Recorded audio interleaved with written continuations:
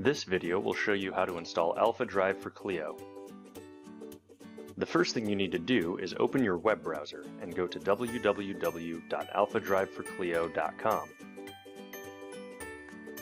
Once the web page loads, click on the free download button. The download should begin within a few moments. Depending on your web browser, you may see the download displayed in different spots on your screen. I'm using Chrome, so the download is displayed in the bottom left-hand corner of the window. If you are using Firefox or Internet Explorer, the download may be displayed in a different location. Once the download is complete, click on the file to begin the setup process. Depending on your system configuration, you may receive an antivirus alert. If you do, simply approve the installation of AlphaDrive.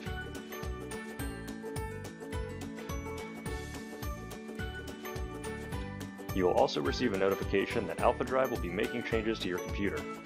If you have permission to make changes, simply click OK.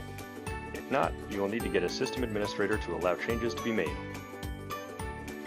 In order to authenticate AlphaDrive, you must sign in to Clio.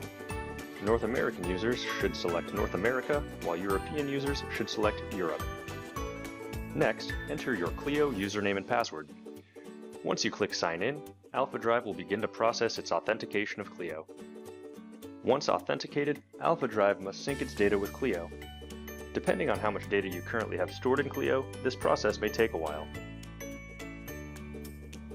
After completing these steps, AlphaDrive should be installed on your computer and ready to go.